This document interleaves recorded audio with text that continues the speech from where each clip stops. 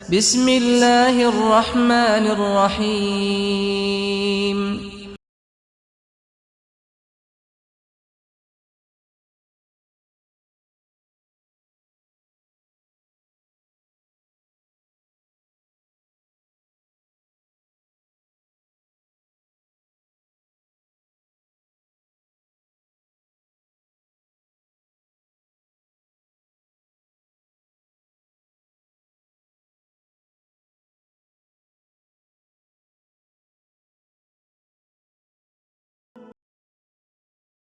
نحمده ونستعينه ونستغفره ونعوذ بالله من شرور أنفسنا ومن سيئات أعمالنا من يهده الله فلا مضل له ومن يضلل فلا هادي له وأشهد أن لا إله إلا الله وحده لا شريك له وأشهد أن محمدا عبده ورسوله يا أيها الذين آمنوا اتقوا الله حق تقاته ولا تموتن إلا وأنتم مسلمون يا أيها الناس اتقوا ربكم الذي خلقكم من نفس واحدة وخلق منها زوجها وبث منهما رجالا كثيرا ونساء واتقوا الله الذي تساءلون به والأرحام إن الله كان عليكم رقيبا يا أيها الذين آمنوا اتقوا الله وقولوا قولا سديدا يصلح لكم أعمالكم ويغفر لكم ذنوبكم ومن يطع الله ورسوله فقد فاز فوزا عظيما أما بعد فإن خير الحديث كتاب الله وخير الهدي هدي محمد صلى الله عليه وسلم وشر الأمور محدثاتها وكل محدثة بدعة وكل بدعة ضلالة وكل ضلالة في النار. قال الله تبارك وتعالى في القرآن المجيد والفرقان الحميد فأعوذ بالله السميع العليم من الشيطان الرجيم من همزه ونفخه ونفثه بسم الله الرحمن الرحيم. قد أفلح المؤمنون الذين هم في صلاتهم خاشعون والذين هم عن اللغو معرضون والذين هم للزكاة فاعلون والذين هم لفروجهم حافظون إلا على أزواجهم أو ما ملكت أيمانهم فإنهم غير ملومين فمن ابتغى وراء ذلك فأولئك هم العادون والذين هم لأماناتهم وعهدهم راعون والذين هم على صلواتهم يحافظون أولئك هم الوارثون الذين يرثون الفردوس هم فيها خالدون. رب اشرح لي صدري ويسر لي أمري واحلل عقدة من لساني يفقهوا قولي رب زدني علما ربنا لا علم لنا إلا ما علمتنا إنك أنت العليم الحكيم. معزز سامعین کرام، آج کے خطبہ مسنونہ کے بعد قرآن حکیم سورۃ المؤمنون کی آیت 1 سے لے کر 11 تک آیتیں تلاوت کی گئی. ان آیتوں میں اللہ رب العزت نے اپنے ان مومن بندوں کا تذکرہ کیا ہے جن کے تعلق سے پہلے ہی اللہ تعالیٰ نے فرما دیا کہ قد افلح المؤمنون، کہ مومنوں نے فلاح پائی.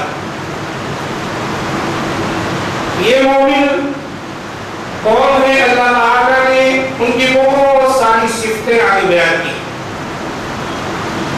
پہلے تو اللہ تعالیٰ نے یہ فرما دیا کہ قد افلح المؤمنون، مومنوں نے فلاح پائی، اور آخر میں اللہ تعالیٰ نے فرمایا اولئک هم الوارثون، یہ وہ لوگ ہیں جو وارث بنیں گے.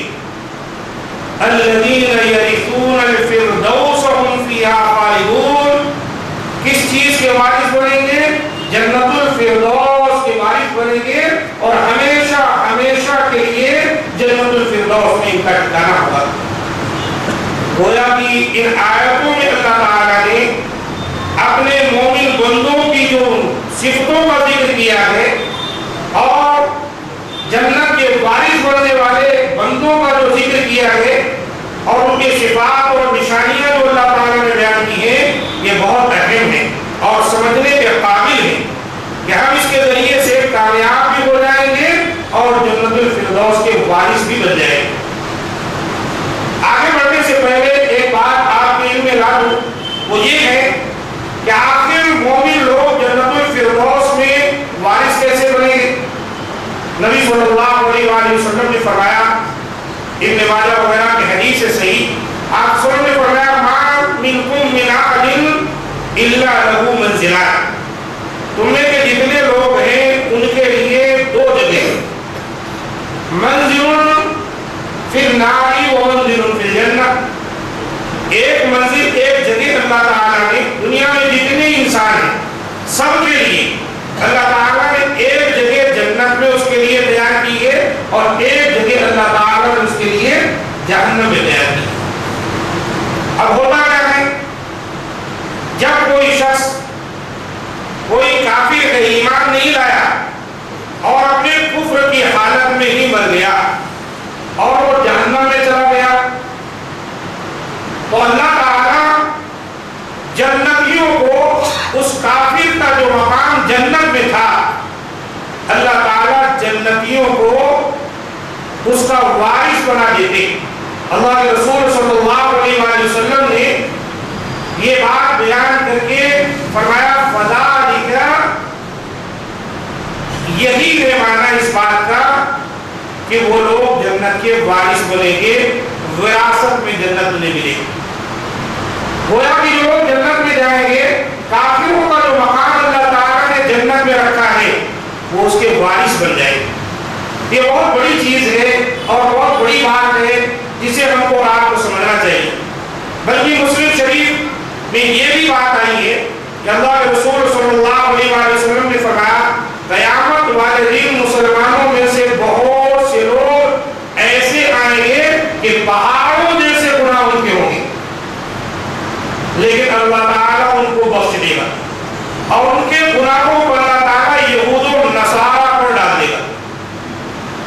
اور اس طرح کی حدیث آتی ہے قیامت والے دن اللہ تعالیٰ اپنے مسلمان بندے کو جنت میں داخل کرے گا جہنم سے نکال کر، اور ایک یہودی اس کو پکڑا دیا جائے گا، کہا جائے گا ھذا فداؤک من النار، یہ لے جہنم سے آزادی کے لیے تیرے لیے یہ ہے، اس کو جہنم میں پھینک اور تو نکل کے جنت میں چلے جائے۔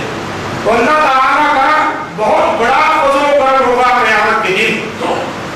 مولا کریم اپنے بندوں پر جو ایمان لائے ہیں اور سچے ایمان والے، تو بات کی ابتدا کرتے ہیں قد افلح المؤمنون، تحقیق کی مومنوں نے فلاح پائی۔ فلاح کامیاب آدمی کو کہتے ہیں، اسی سے کسان کو فلاح کہا جاتا ہے، کیوں؟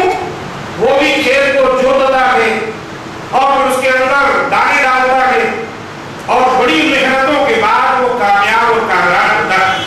لہٰذا ایک مومن بھی دنیا کے اندر محض یہ کہہ دینے سے کہ وہ اسلام قبول کر لیا یا مسلمان ہو گیا کامیاب نہیں ہوتا، اس کے لیے بہت سے نیک اعمال اس کو انجام دینے پڑتے ہیں اور بہت سارے برے اعمال کو چھوڑنے پڑتے ہیں اور کئی طرح کے مسائل اور پریشانیوں سے جوجھنا پڑتا ہے اور اس میں ثابت قدم رہنا پڑتا ہے، تب کہیں جا کر ایک مسلمان کامیاب ہوتا ہے۔ تو فلاح اللہ تعالیٰ نے فرمایا مومنوں نے پائی۔ اب یہ مومن کون ہے؟ سب سے پہلی صفت اللہ تعالیٰ نے ان کی جو بیان فرمائی الذین هم فی صلاتهم خاشعون، وہ لوگ ہیں جو اپنی نمازوں میں خشوع اختیار کرتے ہیں۔ خشوع کیا ہے؟ حاضر قلبی، نماز میں جب آپ کھڑے ہو تو آپ کا دل نماز میں ہو، آپ کو یہ احساس ہو کہ آپ اللہ تعالیٰ کے سامنے کھڑے، اور عملاً جو خارجی معاملات ہیں باہر کے ہیں عملاً ان کو آپ نماز کے دوران اپنے دل میں جگہ نہ دیں، جان بوجھ کر۔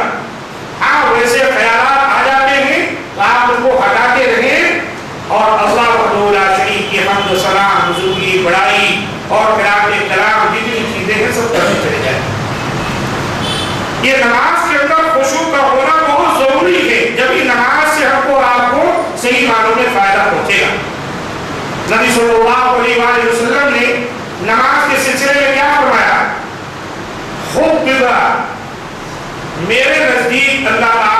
पसंद कर दी। किस चीज को? आपने फरमाया औरत को, खुशबू को। फिर आपने फरमाया वक़ुर्रतु ऐनी फी सलाह, नमाज में मेरे आंखों की ठंडक है। ये वो नमाज होगी जिस नमाज के अंदर हमारा और आपका दिल लगेगा, उसके अंदर खुशू है, खुजू है, अल्लाह ताला को आप याद कर रहे हैं, अल्लाह से गाफिल नहीं है। लेकिन आज बड़े अफसोस का मकाम है कि लोग नमाज में होते हैं और अपने कपड़ों से, अपने बालों से, अब तो मोबाइल आ गया उससे खिलवाड़ करते रहते हैं, निगाहें इधर उधर मुंतकिल होती रहती है और नमाज में है।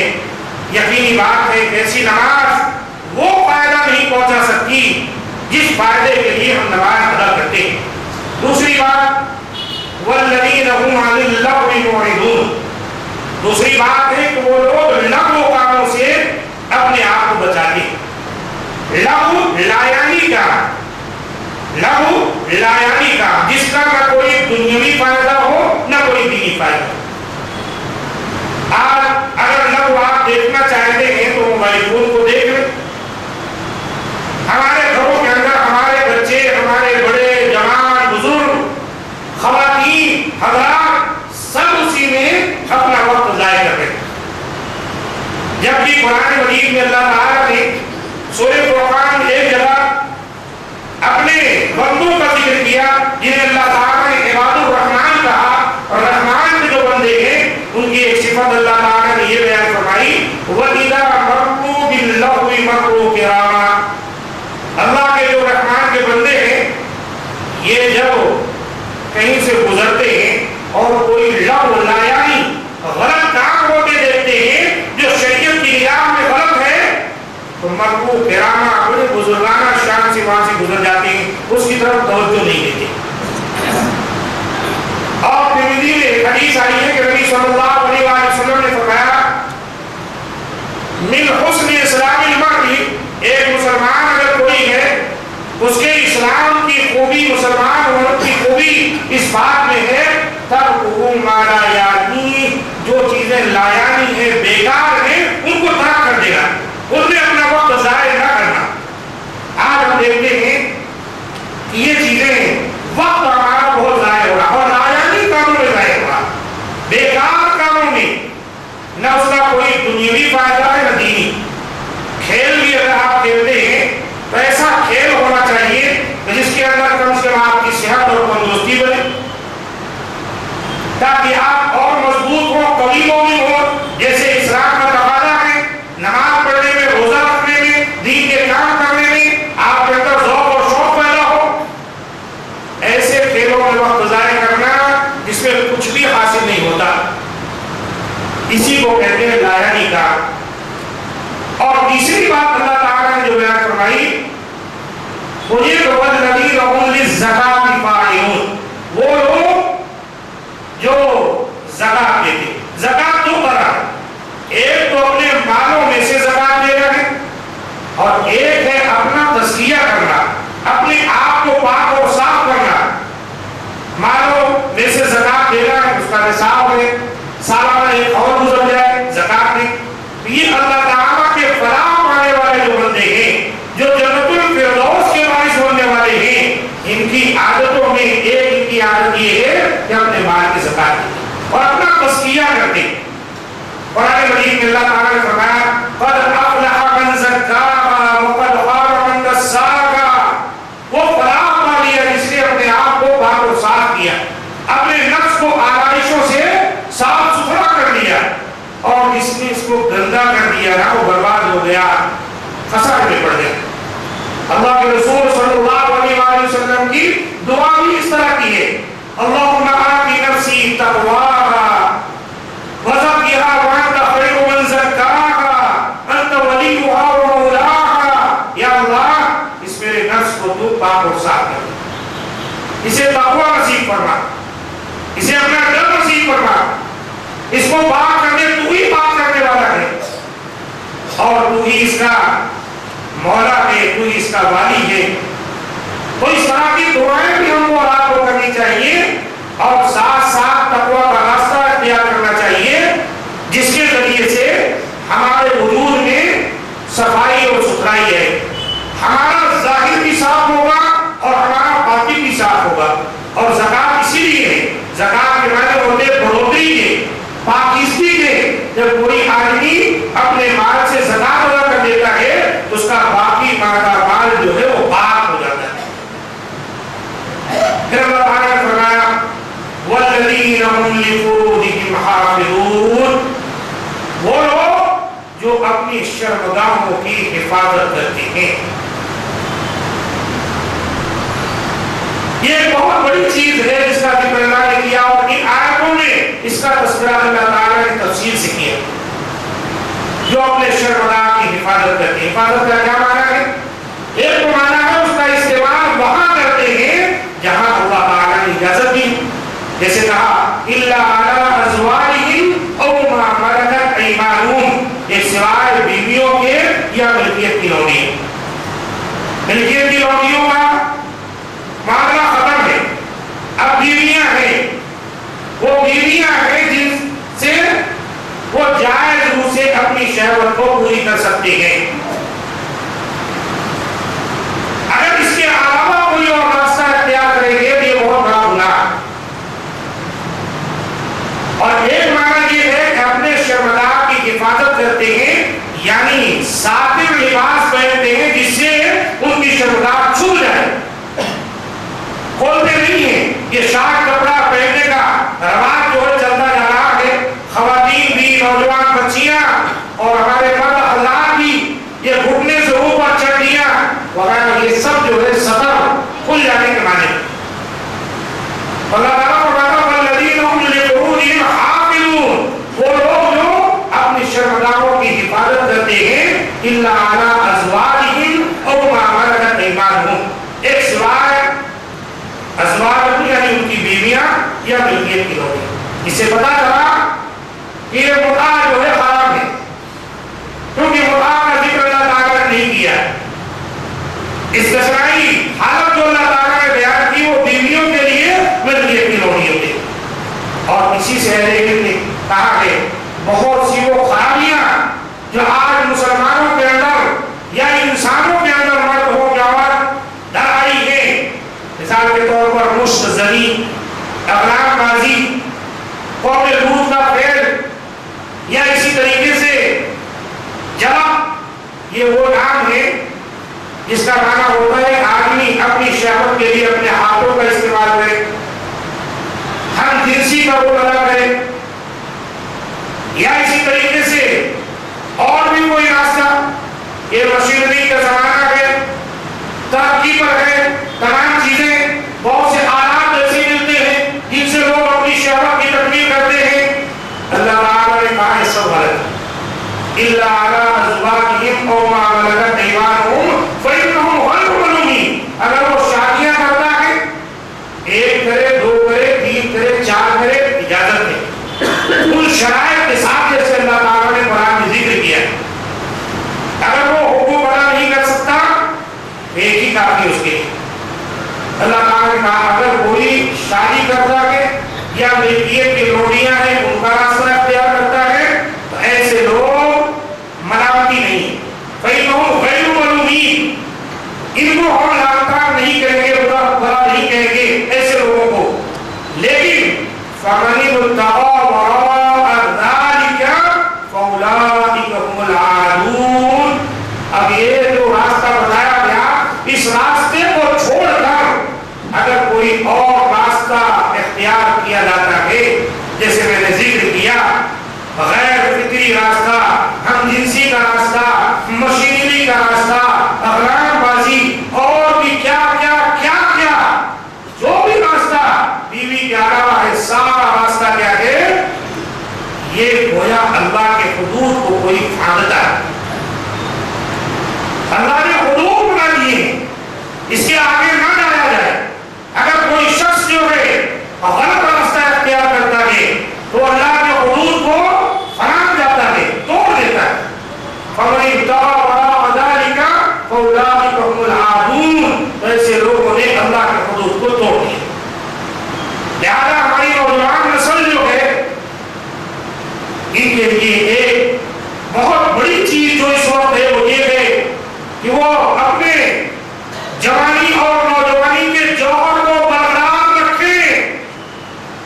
میڈیا، موبائل فون اور دیگر بہت سے شہوت بھرے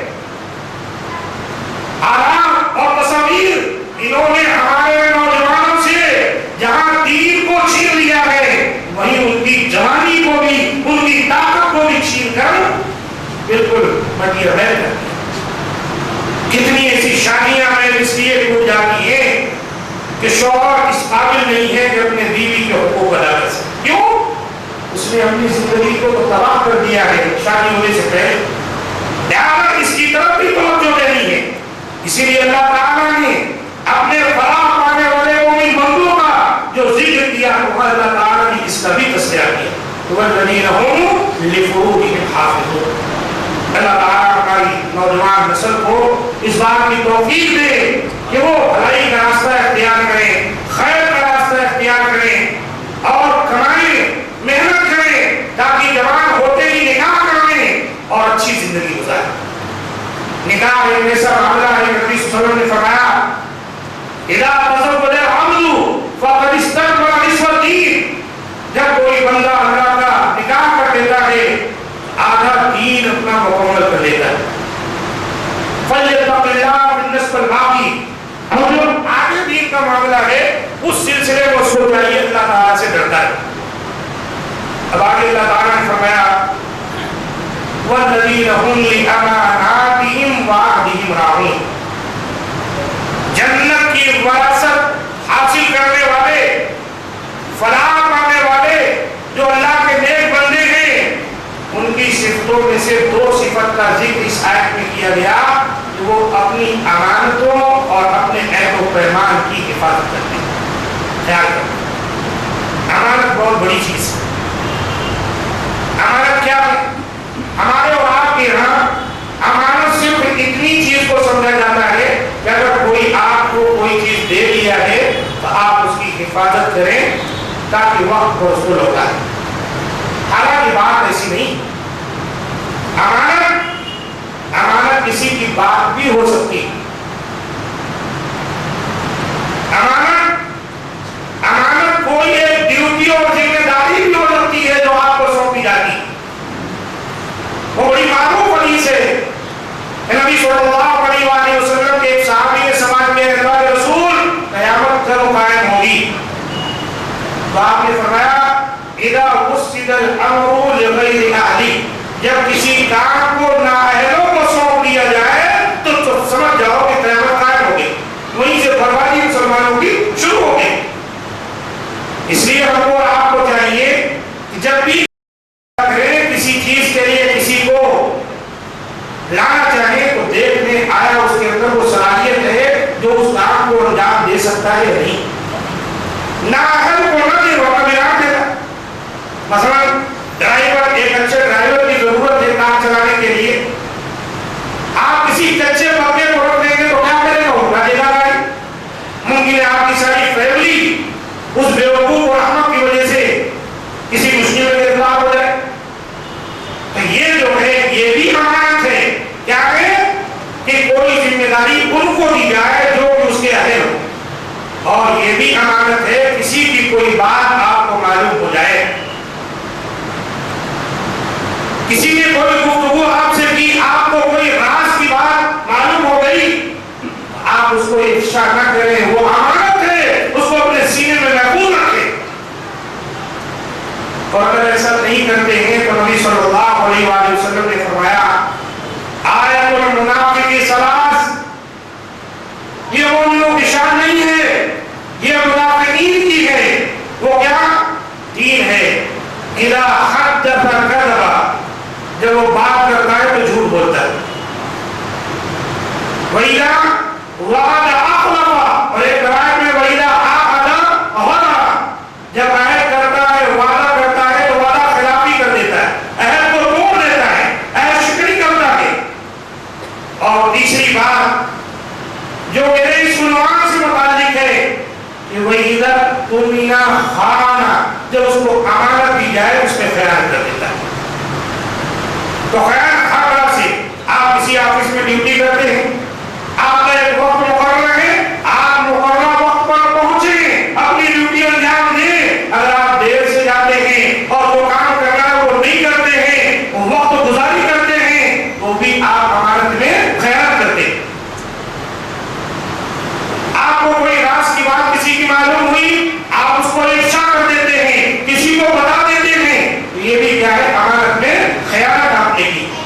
کسی نے آپ کو کوئی امانت کے طور پر کوئی چیز دے دی، مالی رقم ہو سکتی ہے، زیورات کی شکل میں ہو سکتی ہے، کوئی کتاب ہو سکتی ہے، کپڑا ہو سکتا ہے، کوئی چیز ہو سکتی ہے، اس کی حفاظت کرنا اور وقت پر اس تک پہنچانا یہ آپ کی اور ہماری ذمہ داری ہے۔ اگر ہم ایسا نہیں کرتے ہیں تو پھر مومنانہ شان اور مومنانہ صفتیں جو یہاں بیان کی جا رہی ہیں ہم اس سے نکل جاتے ہیں، پھر منافقین کی فہرست میں آ جاتے ہیں، اور اعوذ باللہ اللہ تعالیٰ ہم تمام اس سے محفوظ رکھے۔ اب آگے اللہ تعالیٰ نے فرمایا والذین هم علی صلواتهم یحافظون۔ یہاں غور کیجیے، شروع میں بھی اللہ تعالیٰ نے قد افلح المؤمنون کے بعد جو سب سے پہلی بات بیان کی تھی وہ کیا تھی کہ وہ اپنی نماز میں خشوع اختیار کرتے ہیں، اور اتنی صفتوں کا ذکر کرنے کے بعد اللہ تعالیٰ نے پھر سے نماز کا ہی ذکر کیا۔ اس سے پتا چلا کہ نماز کو بہت بڑی اہمیت حاصل ہے۔ اللہ تعالیٰ فرماتا ہے وہ لوگ جو اپنی نمازوں پر حفاظت کرتے ہیں، اپنے نمازوں کی حفاظت کرتے ہیں، وہاں آیا صلاتہم، یہاں آیا ہے صلواتہم، اپنی نمازوں کی حفاظت کرتے ہیں۔ حفاظت کا کیا معنی ہے؟ حفاظت کا معنی ہے وقت مقررہ پر نماز پڑھی جائے۔ عبداللہ بن مسعود رضی اللہ عنہ سے مروی حدیث ہے اور صحیح میں آئی ہے کہ نبی صلی اللہ علیہ وآلہ وسلم نے فرمایا، جب انہوں نے سوال کیا اے اللہ کے رسول ای العمل احب الی اللہ، اللہ تعالیٰ کے نزدیک محبوب عمل کون سا ہے؟ اللہ کے رسول سے سوال کرتے ہیں، آپ صلی اللہ علیہ وآلہ وسلم نے کیا جواب دیا؟ الصلاۃ علی وقتها، نماز کو اس کے وقت پر ٹائم پر ادا کرنا۔ سب سے افضل عمل اور محبوب اور پسندیدہ عمل اللہ تعالیٰ کے نزدیک اگر کوئی ہے تو کیا ہے؟ الصلاۃ علی وقتها۔ انہوں نے پھر سوال کیا تو اللہ کے رسول نے کہا بر الوالدین، والدین کے ساتھ اس نے سلوک کرنا۔ انہوں نے پھر سوال کیا تو اللہ کے رسول نے کہا اللہ کے راستے میں جہاد کرنا۔ آپ اندازہ لگائیں اول وقت پہ نماز پڑھنے کا کیا معنی ہے؟ جیسے وقت ہو گیا نماز کا۔ اللہ ہم تمام کو معاف فرمائے۔ میں بات کہا کرتا ہوں ہمارے حدیث میں بہت ساری باتوں پر اللہ تعالیٰ نے ہم کو فوقیت دی ہے، الحمدللہ اپنے فضل سے ہم اس پر عمل کرتے ہیں، لیکن نماز کو وقت پر پڑھنے کی جو باری آتی ہے یہ ہماری مسجد سے خالی پتہ نہیں وقت ہو رہا ہے 10 ہو لیکن ہم 1 بجے نماز پڑھی ہے۔ نماز کا وقت ہے، اسے بھی ایک معنی میں آپ لے سکتے ہیں کہ آپ نماز وقت پر پڑھ رہے ہیں، لیکن اول وقت میں نہیں پڑھ رہے۔ اول وقت کا معنی یہ ہے 12-10 کو اگر گزرنے لگ جائے اور 5-10 منٹ کے بعد مسجد میں نماز شروع ہو جائے۔ اور پھر تماشا کیا ہے؟ کیلنڈر بھی لگا کے رکھیں، ابھی کیلنڈر آیا ہوا ہے جماعت کی طرف سے اعلان کی جائے لکھی جائے، اس کے لکھا یہ ٹائم ہے لیکن ہم نہیں پڑھے ہو گئے۔ اثر کا وقت دیکھ لیجیے آپ کی 25 یا 30 آس پاس، لیکن ہمارے یہاں پھر سے 4 سوا 4 یہی معاملہ عشاء کے ساتھ۔ ایک 2 نمازیں ہیں، ایک مغرب اور فجر جو ٹائم پہ اذان ہوتی ہے اور فوری جو ہے جماعت ہوتی ہے۔ تو میرے دوستوں ہم کو چاہیے وقت پر نماز نہ پڑھیں، بالخصوص خواتین کو تو باجماعت نماز نہ کرنی نہیں، وہ کم سے کم اول وقت پہ نماز نہ کر لیں، لیکن وہ اپنے پڑوس کی مسجد کی اذان جو 5 بجے ہوتی ہے 5:15 بجے اس کا انتظار کرتے بیٹھے ہیں۔ جب اذان ہوگی تو بالکل تاخیر سے عصر کی نماز ادا کی جائے گی۔ الصلاۃ علی وقتها، نماز کو اس کے وقت پر ادا کرنا چاہیے۔ نبی صلی اللہ علیہ وسلم نے فرمایا یہ اللہ کے نزدیک سب سے محبوب عمل ہے، اللہ کا پسندیدہ ہے۔ اور نمازوں کی حفاظت میں یہ چیز بھی شامل ہے کہ اچھی طرح سے وضو کیا جائے سنت کے مطابق، اور نمازوں کی حفاظت میں یہ چیز بھی شامل ہے کہ مرد حضرات مسجد میں باجماعت آ کے نماز پڑھیں، اور نمازوں کی حفاظت میں یہ چیز بھی شامل ہے کہ سنت کے مطابق نماز ادا کی جائے، سنت کے مطابق نماز ادا کی جائے۔ اللہ تعالیٰ نے ان تمام باتوں کا ذکر کرنے کے بعد فرمایا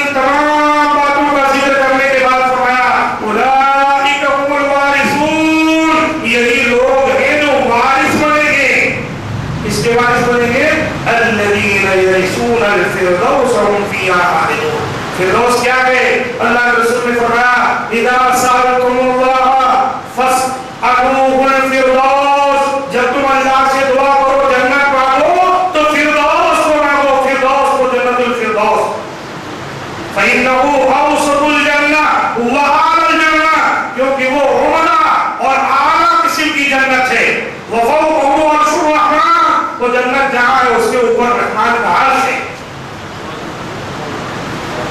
اور آپ نے فرمایا ومنه تفجر انہار الجنہ، وہیں سے جنت کی نہریں نکلتی ہیں ادھر ادھر جاتی، اللہ اکبر۔